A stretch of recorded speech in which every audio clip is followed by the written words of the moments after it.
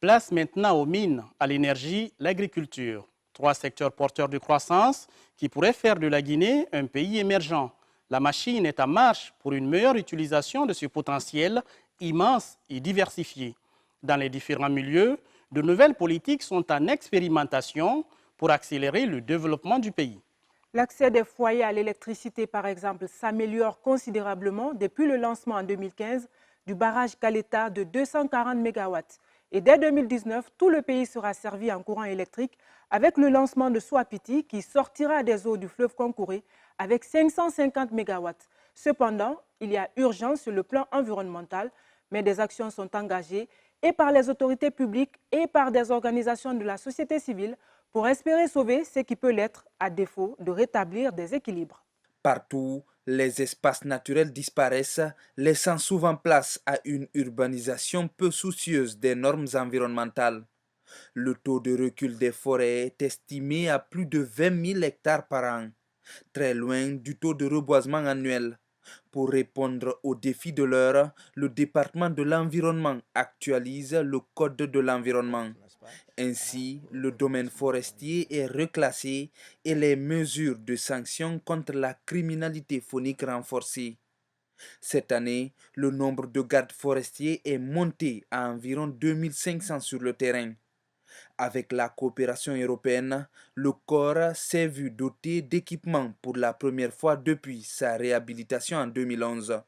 Sur le chantier de la reforestation, le pays a décroché un projet de reboisement de 42 000 hectares dans la région de la Savane et de la Basse-Guinée lors de la COP23.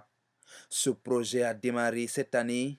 Au même moment, le repos biologique dans la coupe du bois a été observé pendant 3 mois. Et la campagne nationale de reboisement a permis de reboiser environ 1000 hectares cette année. Une partie a été consacrée aux berges du fleuve Concouré qui abrite les plus importantes infrastructures hydroélectriques du pays. Ce fleuve connaît une déforestation sans précédent. Sur le chantier de la préservation de la faune, l'aménagement du plus grand parc naturel de chimpanzés de la sous-région est lancé dans le Mouin-Bafing. Il permettra de sauver environ 5000 primates, une espèce en voie de disparition. À la COP24 en Pologne, la Guinée a défendu une trentaine de projets prioritaires, dont un destiné à la protection des îles de Kabaka, fortement menacées par la montée des eaux. Avec la BAD, des discussions encourageantes permettent d'espérer des lendemains meilleurs pour l'ensemble des populations vulnérables du littoral.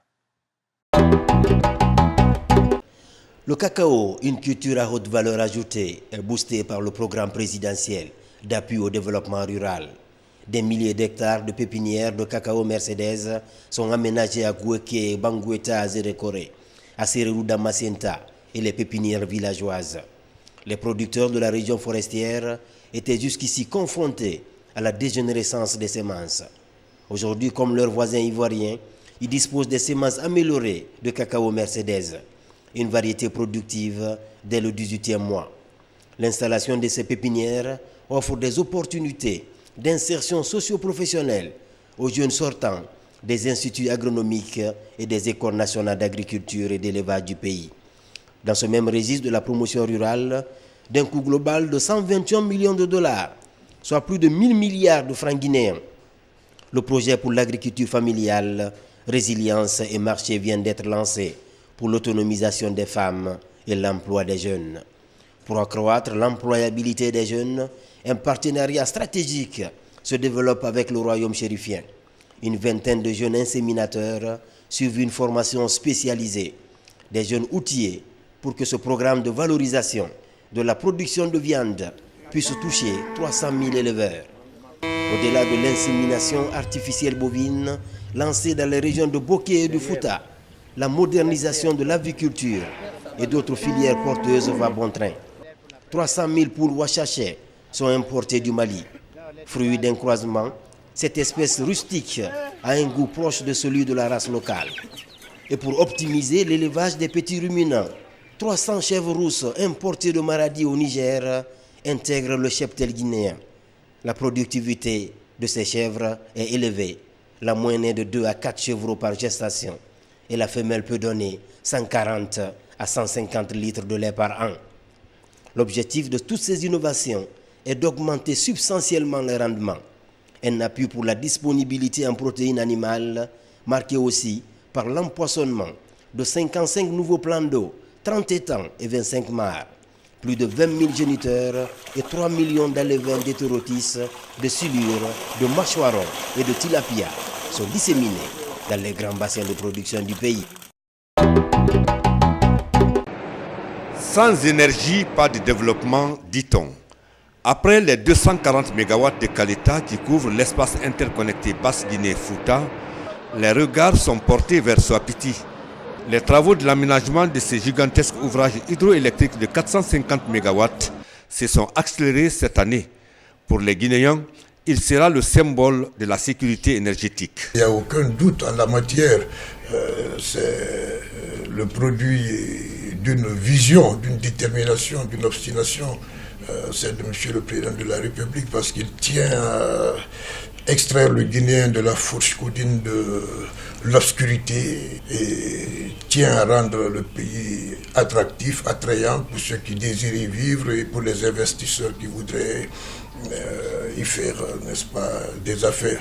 Le projet de ligne de transport d'énergie électrique Linsan-Fomi-Kankan est le prolongement du projet d'aménagement hydroélectrique de Soapiti. Il s'inscrit dans le plan quinquennal 2016-2020 de développement des réseaux interconnectés transnationaux entre la Guinée et plusieurs pays de la sous-région, soutenus par des organisations d'intégration comme l'Organisation pour la mise en valeur du fleuve Gambie, le projet Côte d'Ivoire-Libéria-Sierra Leone-Guinée, l'Organisation pour la mise en valeur du fleuve Sénégal et l'Autorité du bassin du Niger. Ce projet constitue un maillon du réseau interconnecté ouest-africain. Sa construction lancée par le chef de l'État permettra surtout d'évacuer l'énergie électrique du complexe Caleta Soapiti vers le sud et l'est de la Guinée.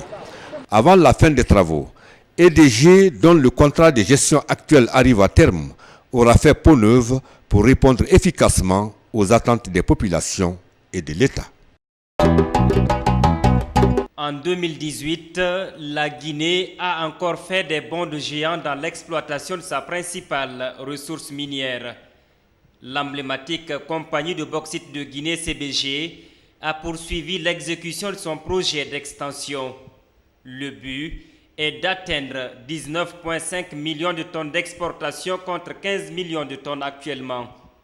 Afria, l'autre symbole de l'industrie extractive nationale, l'usine de Fria redémarre. La première raffinerie d'alumine installée en Afrique était à l'arrêt depuis 6 ans suite à un mouvement de grève syndicale.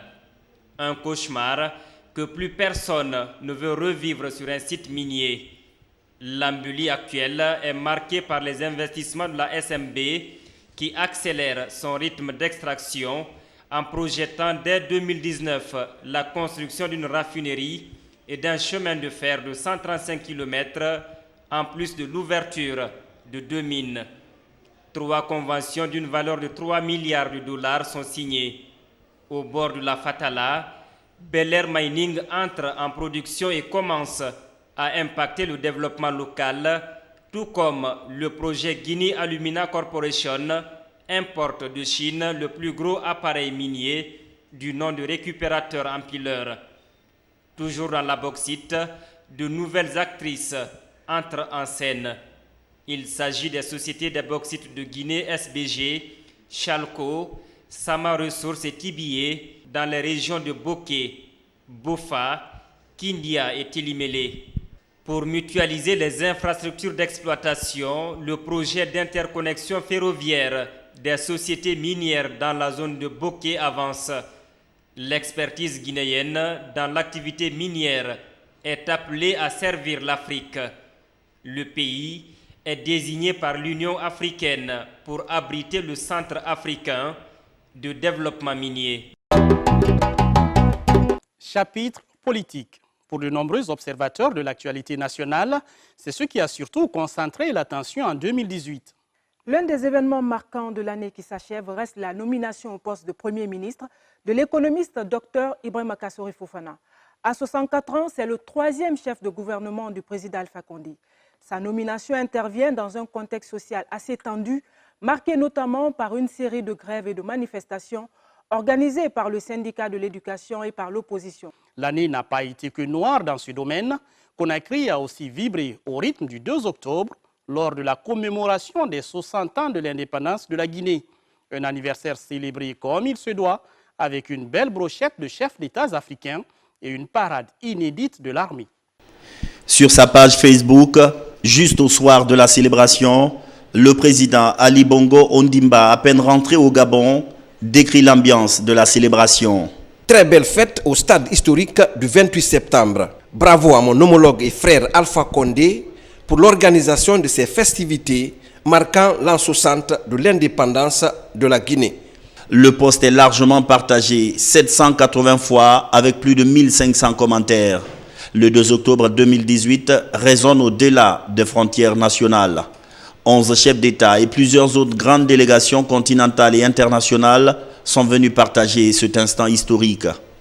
Les présidents Denis Sassou Nguesso du Congo, Idriss Déby Itno du Tchad, Faure Gnassingbé du Togo, Ibrahim Boubacar Keïta du Mali, Issoufou Mahamadou du Niger, Macky Sall du Sénégal, Ahmed Ould Abdelaziz de la Mauritanie, Georges Oponwea du Libéria, Roch Marc Kaboré du Burkina Faso, Nana Akufo-Addo du Ghana et Ali Bongo du Gabon sont frappés par l'adhésion du public à la célébration et le caractère panafricaniste conféré à l'événement.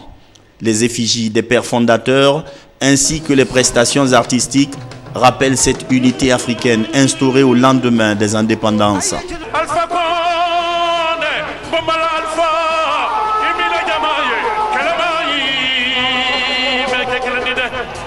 Pour la première fois sous la Troisième République, Conakry accueille de telles festivités.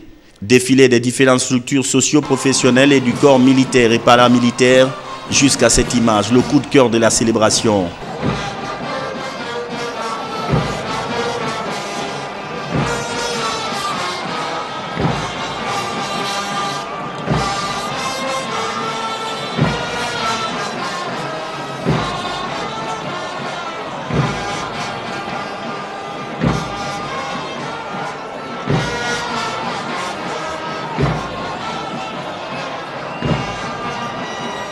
Les forces spéciales, première apparition en public et une démarche qui cristallise les attentions. Le peuple applaudit, admiratif. La lutte des pères fondateurs, la succession des régimes, les projets et réalisations, les échecs et la volonté, la fierté d'être guinéen, 60 ans d'une indépendance totalement assumée, voilà la véritable mémoire collective que nul ne saurait arracher au peuple fier du 2 octobre. Et c'est ce qui est célébré au grand stade de Conakry et sur les autres grandes places dans tout le pays. Le 4 février 2018, les acteurs politiques s'accordent sur l'organisation des élections locales en Guinée. Ils mettent ainsi en application un des points de l'accord politique obtenu 2 ans avant. Le scrutin est âprement discuté. L'enjeu national conféré à cette consultation de proximité conduit à des contentieux souvent violents comme ici à Kindia. Le comité de suivi de l'accord politique du 12 octobre 2016 est réactivé. Par le dialogue, le consensus intervient. Les camps lâchent du lest, l'installation des conseils communaux a lieu au compte-gouttes. Sur 342 collectivités, les exécutifs communaux sont installés dans 328. Parmi les 14 communes restantes, Matoto. Les 45 conseillers de la plus grande commune du pays doivent reprendre l'élection du maire. L'UFDG et le RPG revendiquent déjà la victoire avec vigueur à l'issue des 2 premières tentatives. Mais ces élections ont surtout révélé la percée des candidatures indépendantes. Comme symbole, la commune de Kaloum, siège du pouvoir et quartier des affaires du pays, est remportée par Mme Aminata Touré du mouvement Kaloum Yigui. La femme d'affaires et fille du premier président de la République a devancé toutes les formations politiques. La même situation est observée dans des communes urbaines clés comme Beila, Farana et Boufa. Pour des élections futures apaisées, la Commission électorale nationale indépendante, CENI, soucieuse de la crédibilité et de la transparence des opérations, bénéficie de l'audit du fichier électoral biométrique. Une commission technique d'experts a présenté son rapport final.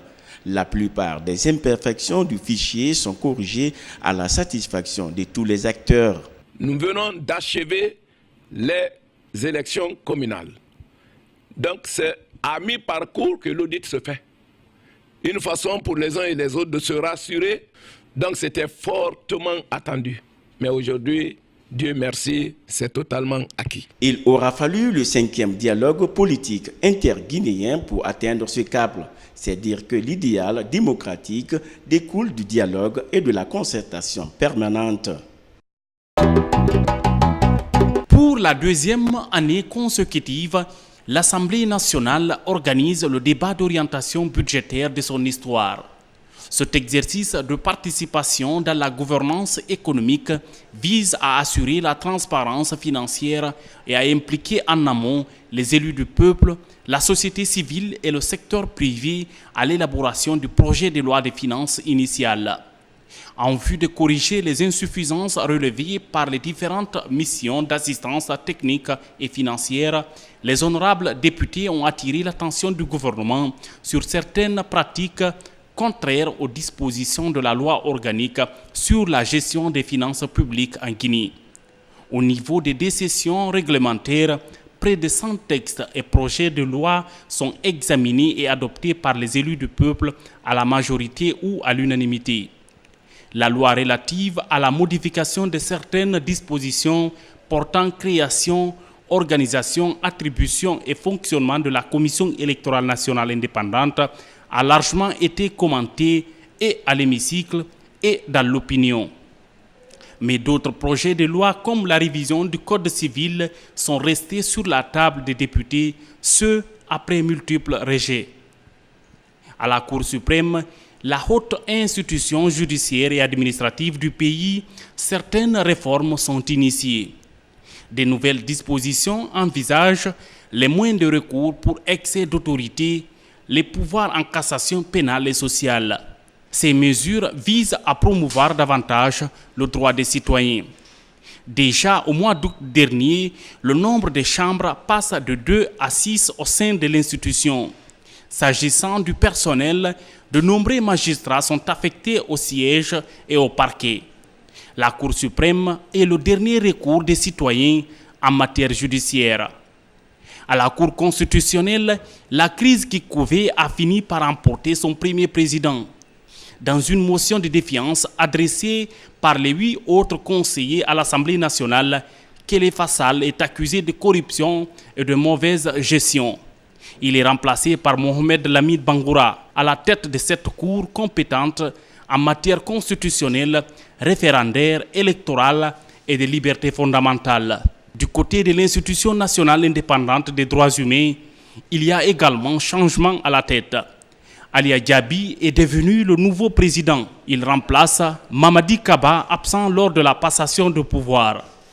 Pour la première fois depuis 3 ans, l'institution organise en juin 2018 sa session ordinaire et déploie des missions d'observation sur des accusations liées aux violations des droits de l'homme à l'occasion des différentes manifestations sociales et politiques.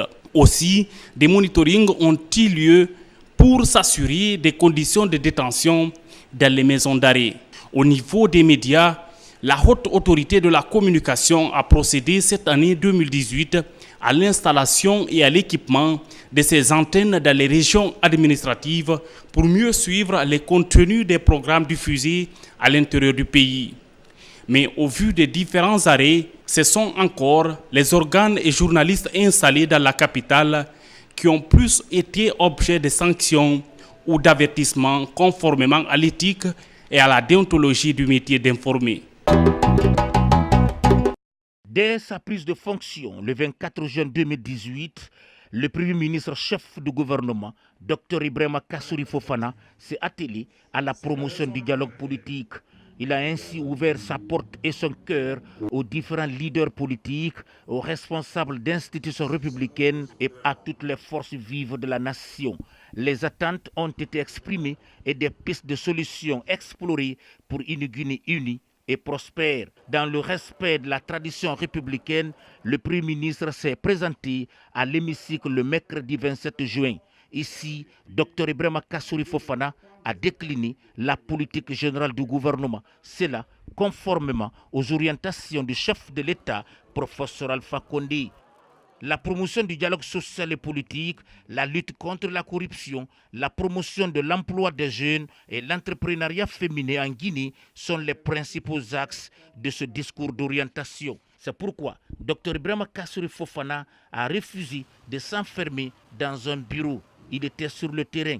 On l'a vu à Dobreka, à Fria, Bofa, Boké et dans la sous-préfecture de Kamsar. Il a pu constater dans ces localités les réalisations dans nos unités industrielles et évaluer l'expression des responsabilités sociales des entreprises. Partout, l'engagement est pris et la communauté locale commence à bénéficier des retombées, comme la construction des infrastructures sanitaires, routières et sociales, sans oublier le financement des projets à caractère éducatif et l'aménagement des domaines agricoles des localités touchées. Pour consolider la paix dans le pays, le Premier ministre Dr Ibrahima Kassouri Fofana a sillonné certaines préfectures de la Haute-Guinée.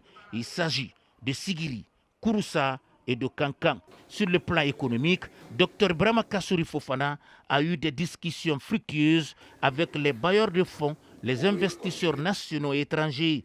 Les échanges permettent de booster les travaux du bureau d'exécution stratégique BES installé à la primature sur instruction du chef de l'État, professeur Alpha Condé. L'agriculture et les mines sont les deux pôles prioritaires du bureau. Sur le plan international, le Premier ministre chef du gouvernement s'est rendu à Bruxelles au compte du Forum économique destiné aux pays en voie de développement. Dr Ibrahima Kassouri Fofana a rappelé ici, dans la capitale européenne, que la Guinée est déterminée à créer les conditions d'une croissance rapide de son développement basée sur son immense potentiel en ressources naturelles et son dividende démographique. De Bruxelles, le Premier ministre est venu à Athènes pour le 16e forum sur le multilatéralisme. Il s'est agi de promouvoir et de renforcer le dialogue entre les civilisations afin de réaliser les avancées notables sur la question de paix et la sécurité pour un développement harmonieux de l'Afrique. Le 15 décembre aussi, le Premier ministre Fofana est venu à Abu Dhabi. C'est pour la promotion de l'économie numérique du monde arabe.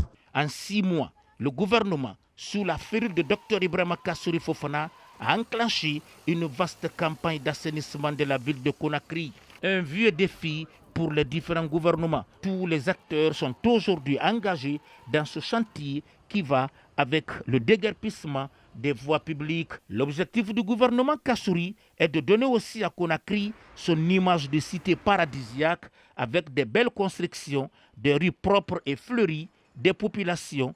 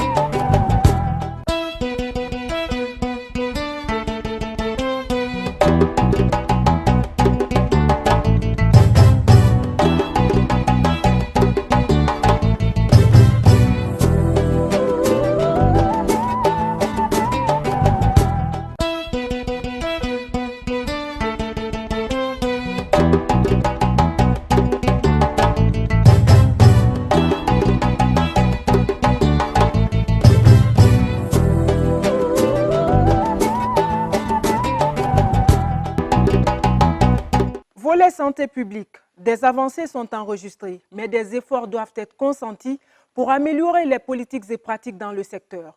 Un défi de taille pour les professionnels de la santé auxquels la première dame de la République vient régulièrement en appui dans la lutte contre le VIH-Sida, la tuberculose, le paludisme ou encore la mortalité maternelle et infantile. Partout, les résultats sont encourageants, même si la prise en charge des soins de base et d'urgence font polémique. Durant l'année 2018, la question de la fécondité des femmes a parfois fait la une des journaux, avec le rêve brisé de plusieurs jeunes dames stigmatisées et qui s'exposent parfois à des risques énormes dans leur quête d'enfants. C'est un dossier rocambolesque révélé par les services spéciaux de lutte contre le crime organisé. Dans la quête désespérée d'une grossesse, elles ont risqué leur vie. Chez une tradithérapeute célèbre en banlieue de Conakry, elles se sont soumises au traitement à l'indigénat et même à la prise de produits pharmaceutiques pour tomber enceinte. Un ventre gonflé, des seins bombés sont bien des signes extérieurs qui entretiennent pour ces femmes l'illusion de porter une grossesse. Mais après des mois, les résultats de l'échographie sont troublants. À la place du fœtus qu'elles ont toujours cru avoir, ce sont des fibromes et kystes qui sont dépistés. Des fausses grossesses que 815 femmes traînent depuis 1 an pour certaines et 2 ans pour d'autres. Cette longue durée du ballonnement de l'abdomen, suivie de l'arrêt des menstruations sous l'effet des produits toxiques, comme cette poudre a causé des complications gynécologiques. L'affaire est confiée à un comité technique médical. Ce sont 14 femmes devant être opérées, qui devaient subir une intervention chirurgicale. Et la plupart également, aussi un bon nombre, devaient aussi suivre un traitement médical à base des comprimés. Et une autre catégorie aussi devait suivre des traitements en psychothérapie de couple. Pendant la mobilisation des ressources financières pour la prise en charge médicale de ces femmes porteuses de fausses grossesses, une vingtaine d'entre elles décèdent. Un autre fait scandaleux détourne l'attention de l'opinion, la perte des quadruplés glissés. Des bébés prématurés nés dans une clinique privée après 26 semaines de gestation suivies ici. Mais la clinique n'était pas préparée à assurer la prise en charge de 4 prématurés. Les soins intensifs à l'Institut de santé et de nutrition de Donka ne sauveront pas ces bébés. Désemparé, le père de famille attribuera à cette perte tragique à une négligence médicale. Mauvaise prise en charge, bien entendu. Nous sommes désolés, nous présentons nos condoléances à la famille éplorée parce que perdre un enfant, c'est déjà un drame. En perdre 4, c'est encore plus. L'affaire est portée au tribunal de première instance de Dixine. À l'issue des différentes enquêtes, on retient l'homicide involontaire par négligence dans la prise en charge des prématurés glissés. Dans le dossier des fausses grossesses, le verdict juridique condamne la tradithérapeute à 5 ans de prison ferme et à une amende d'1 milliard de francs guinéens. Des procès qui n'empêchent pas d'autres praticiens et praticiennes en santé maternelle de poursuivre leur activité risquée dans nos villes et campagnes sans aucune réglementation.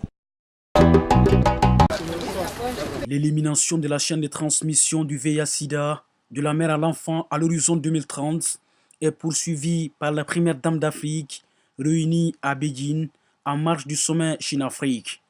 En Guinée, depuis 1 an, aucun cas de naissance d'enfants séropositifs n'a été enregistré au centre de l'observatoire pilote de Matam. Les personnes vivant avec le virus bénéficient de l'attention de la Fondation de la Première Dame de la République. Madame Djené Kondi est aussi préoccupée par la mortalité maternelle infantile.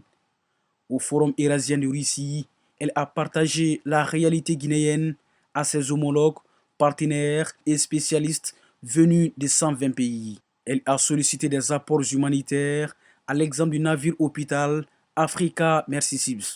Ce dernier est stationné à Conakry depuis le mois d'août.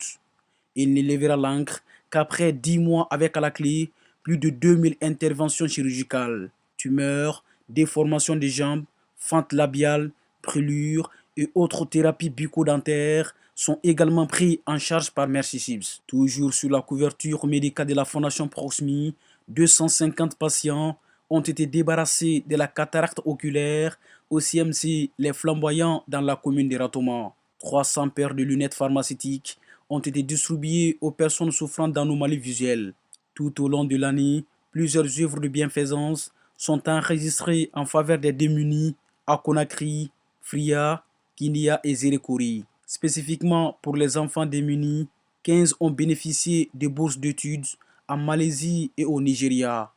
Ils seront soutenus jusqu'à la fin des études universitaires. Chez les jeunes filles, on retient surtout la mise à disposition de 70 machines à coudre et accessoires après une solide formation en Chine.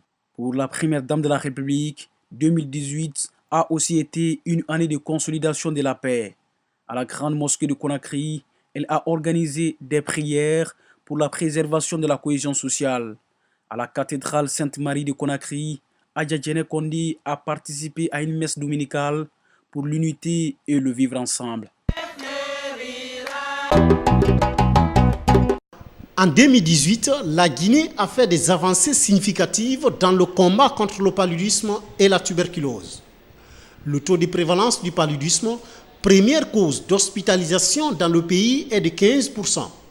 4 campagnes de chimiothérapie ont eu lieu dans 13 préfectures endémiques pour toucher plus de 713 000 enfants âgés de 3 à 59 mois. La distribution des moustiquaires imprégnés d'insecticides s'est renforcée dans les établissements sanitaires tout au long de l'année. Des médicaments pour la prise en charge du paludisme sont rendus gratuits grâce au début de décaissement de 113 millions de dollars américains du Fonds mondial de lutte contre le paludisme, la tuberculose et le VIH-Sida. Avec un taux de prévalence de 1,7%, le VIH-Sida reste toujours une préoccupation en Guinée. 126 000 personnes à dominance féminine vivent avec la maladie. Cette année, le dépistage précoce de la maladie chez les enfants nés de mères séropositives a été privilégié. Des opérations ont lieu à Conakry et dans les régions administratives de Kindia, Farana et Zérékori. Pour le dépistage et la prise en charge du VIH-Sida, un nouveau centre ambulatoire est construit au centre hospitalo-universitaire d'Ignasdine. Il vient renforcer les prestations de soins de Donka, opérationnelles depuis 2014. Quant à la tuberculose, des réalisations d'infrastructures renforcent le dispositif de lutte. Le laboratoire de diagnostic de l'hôpital Ignasdine a été entièrement rénové et équipé. Dans les préfectures de Macenta, Zérékori, Kankan et Kérouané, des centres de prise en charge sont construits. Environ 13 000 Guinéens souffrent de tuberculose. Sur le plan épidémiologique, en dépit de la persistance de la rougeole dans le pays depuis 4 ans, les indicateurs de la surveillance se sont nettement améliorés depuis la fin de la maladie à virus Ebola. Les performances du pays sont sollicitées à l'international. À travers l'OMS, la RDC a fait appel à l'expertise guinéenne pour faire face à sa 10e épidémie de la maladie à virus Ebola, déclarée depuis le 1er août. À ce jour, plus de 50 000 Congolais sont vaccinés par l'équipe d'experts guinéens contre l'épidémie. 2018, une année d'équipement et de construction d'infrastructures sanitaires. 59 milliards de francs guinéens ont été déboursés par le gouvernement pour l'achat des matériels médicaux modernes. Une grande première dans l'histoire du pays. L'investissement reflète l'engagement de l'État dans la qualification de la prise en charge des patients. Ainsi, 26 hôpitaux préfectoraux, 7 régionaux et 17 centres de santé ont leur capacité technique élargie.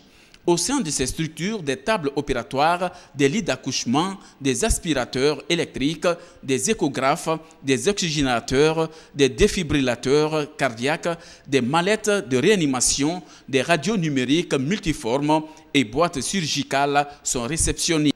Dans le lot, une colioscopie. L'appareil est obtenu pour la première fois en Guinée et est orienté à l'hôpital régional de Zérékori. Il permet de faire la chirurgie abdominale sans faire dormir le malade. L'installation de cette machine devrait réduire les risques de mortalité liés aux interventions chirurgicales dans la région. À cette dotation en équipement sanitaire s'ajoute la mise à disposition de produits pharmaceutiques. Des médicaments essentiels génériques ont été acheminés dans tous les établissements hospitaliers du pays grâce à la pharmacie centrale de Guinée. Le renforcement de la chaîne d'approvisionnement en intrants pharmaceutiques est une stratégie pour faire face à d'éventuelles situations d'urgence. Le défi de qualifier les services de nos centres de santé s'inscrit dans la dynamique de réduire des évacuations sanitaires à l'étranger. La fin des travaux d'extension et de modernisation de l'hôpital national d'Onka marquera un tournant crucial dans ce sens.